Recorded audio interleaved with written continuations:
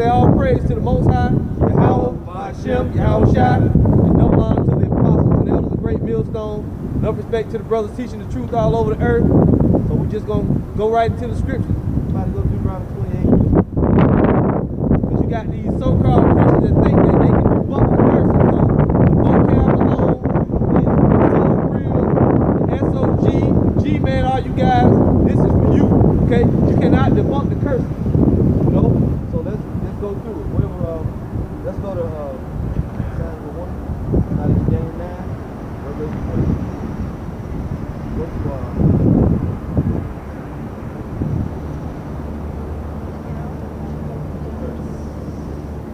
So as you know, if you want to go to 15, read 15. And then I'll start with 15 first. This is Deuteronomy 28 and 15. That's right.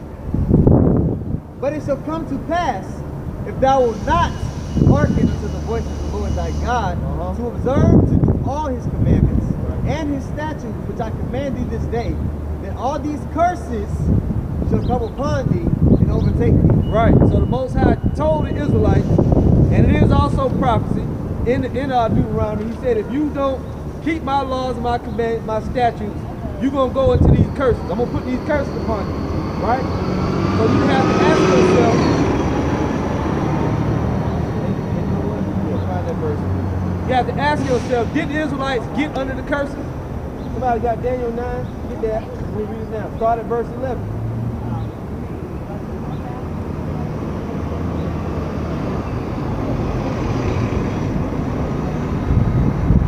Daniel 9, verse 11. Right. Yea, all Israel have transgressed thy law. Right. Even by departing, that they might not obey thy voice. Right. So this is in the Babylonian captivity, all the way in the future. Okay? So this is going to prove without a shadow of a doubt that the curses did in fact fall upon the Israelites. Go ahead, bro. Therefore, the curse is poured upon us, and the oath that is written in the law of Moses. So it was written in the law of Moses that the curses would come upon Israel if they didn't obey. Further in Daniel said that they didn't obey and the curses came upon them. Go ahead, bro. And the oath that is written in the law of Moses, the servant of God, because we have sinned against him.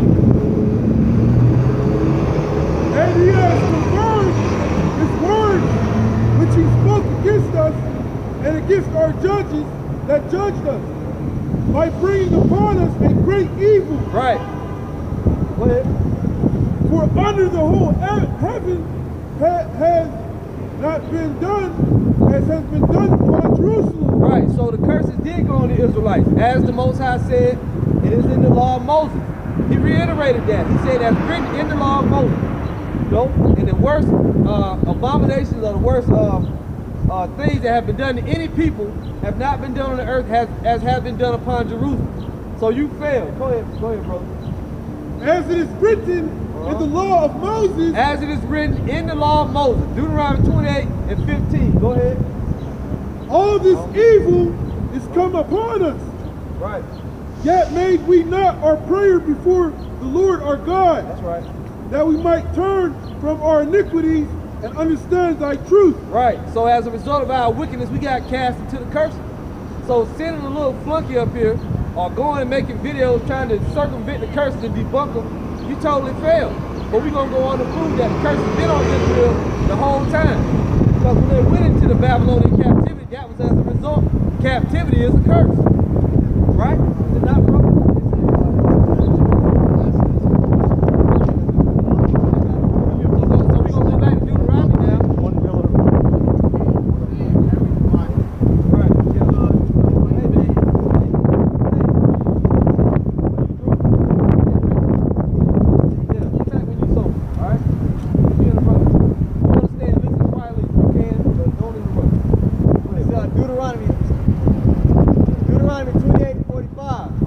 Moreover, all these curses shall come upon thee, and shall pursue thee, and overtake thee, till thou be destroyed. That's right. So the Most High put that decree on the Israelites. And we know it followed them throughout history. You know? Read that again. 28 and 45. Moreover, all these curses shall come upon thee, and shall pursue thee, and overtake thee till thou be destroyed, because thou hearkenest not unto the voice of the Lord thy God, to keep his commandments and his statutes, which he commanded. That's right. So see, that's the reason why that they're going to come upon us. And they did. So when you go forward in the book of Daniel, right, and we know the Israelites went into captivity. They went through Egypt, right? After that, they went into several subsequent captivities. They went to the Persian and the Medo-Persian captivity during the time of Daniel, right? Then they went into Babylon during the time of Ezekiel and Jeremiah. Then during the time of when the Lord was on the scene, they went through a captivity with the Romans. You go to Luke 21, yeah, go ahead. Deuteronomy 28 and 46. This is the key verse, 20 to 46. Go ahead, bro. And they shall be upon thee for a sign, Right. and a wonder, and upon thy seed forever. So the dude asked, how can I know I'm an Israelite? Now, there are many identifying factors, but it said they shall be upon thee for a sign and for a wonder. This is the whole reason that the curses came on you. You know, the whole thing that you're going to be able to look at in the end times and know what people are the Israelites. But it says, as has been done upon Jerusalem, has been no greater thing done to any people. Worse than that. Well, since I'm jumping in any time. So then, also too, you will say, well, where in the New Testament does it talk about the curses? We're about to get it right now. Go ahead, bro. The Lord spoke on the curses. Go ahead. Luke 21 verse 20. Right? It says, and when ye shall see Jerusalem compassed with armies, then know that the desolation thereof is nigh. Then let them which are in Judea flee to the mountains. He was speaking on what's going to happen in 70 AD, right? Go ahead. It says, and then let them which are in Judea flee to the mountains, and let them which are in the midst. Now, the little devil tried to bring up South Africa. When they fled into the mountains, that was talking about they're going to go into Africa and then other little subsequent surrounding areas. They fled into Africa. There are books that testify to that in history. Also, when the Lord was on the scene, when he was a baby, where did Joseph and Mary go and hide in? Egypt. They went into Egypt. They hid in Egypt. You see? Then let them which are in Judea flee to the mountains, and them which are in the midst of it depart out, and let not them that are in the country enter thereinto. These people take the business, and all things which are written upon the babies to them. But woe unto them that are with child, into them that get sucked in those days. For there shall be great distress in the land, and wrath upon this people. And they shall fall by the edge of the sword, and they shall be led away captive into all nations. Tell me what that means. Right, so the Israelites are going to be in captivity under all nations, especially scattered, like Deuteronomy 28 and 64 says. Got it. Okay. Yeah, so point being, man, the curses are going to be in effect. The curses are the prophecy that let us identify ourselves. Right. He's sitting here asking, well, how do I know? When we want to bring out the prophecy, he didn't want to hear it. Go ahead, brother. Now, read that one more time. Read 24. Right, it says, and they shall fall by the edge of the sword, Right. and shall be led away captive into all nations, and Jerusalem shall be trodden down of the Gentiles until the times of the Gentiles be fulfilled. Which is about 2 or 3 different curses. Deuteronomy 28, verse 48. Therefore shalt thou serve thine enemies, which the Lord shall send against thee in hunger, and in thirst, and in nakedness, and in want of all things. And he shall put a yoke of iron upon thy neck until he have destroyed thee. So the Savior spoke on that in Luke 21 and 24. Also, he said you're going to go in the nation, in captivity among every nation under heaven, right? Right, yeah. Verse 64, and the Lord shall scatter thee among all people, from the one end of the earth even unto the other, and there thou shalt serve other gods, which neither thou nor thy fathers have known, even wood and stone. So again, you guys failed, okay? Because the curses are still on Israel. And the slavery was part of it, and you can also read Deuteronomy 28 and 68, which we may get. We may go into Egypt a little bit, to, you know, spiritual Egypt as well. Everybody, whoever got something to jump in. And also, now dealing with the scattering, let's deal with that a little bit, because that's prophetic. Go to 1 Peter 1 and 1, James 12, or 1, yeah, James 1 and 1, 1 Peter 1 and 1. got something else? Also Isaiah 11. Yeah, 1 Peter 1 and 1. So 1 Peter 1 and 1. Right. Peter, an apostle of Yahushua, to the strangers scattered throughout Pontus. Strangers scattered. Scattered. How do they get scattered? Why are they scattered? Because the curse said it would happen. Go ahead. Strangers scattered throughout Pontus, Galatia, Cappadocia, Asia, and Bithynia. Yep. Elect according to the foreknowledge of the God of the Father, through the sanctification of the Spirit, unto obedient sprinkling of the blood of Yahushua, grace unto you and peace be multiplied. Right. So you got those Israelites that Paul had to visit in those other lands. Why? Because they got scattered. But why are they scattered? Because the curses fell upon them, as it told you. Right. Now let's also go ahead. James 1 verse 1. James, a servant of the Most High and the Lord Yahushua Mashiach, Right. to the 12 tribes which are scattered abroad, greeting. See? So this letter that James wrote is what? To the 12 tribes that scattered abroad. Why? Like the brother said, due to the curses. Because they knew the history of what was going to happen to our people. Because what? Everything that's written is written for our learning. And the disciples knew that the Israelites, due to the curses, were scattered amongst these different lands. I got it again. Deuteronomy 28, verse 64, and the Lord shall scatter thee among all people from the one end of the earth, even unto the other, and there thou shalt serve other gods, which neither thou nor thy fathers have known, even wood and stone. And among these nations thou shalt find no ease, neither shall the sole of thy foot have rest. The Lord shall give thee there a trembling heart and a failing of eyes and a sorrow of mind. See, as the brother's going into it. It's reiterated. It's reiterated over and over and over and over again. So you can't deny it. You can't ignore it. Cannot. I'm gonna bring out Acts 2 now. Acts 2 and I'm gonna start at verse 5.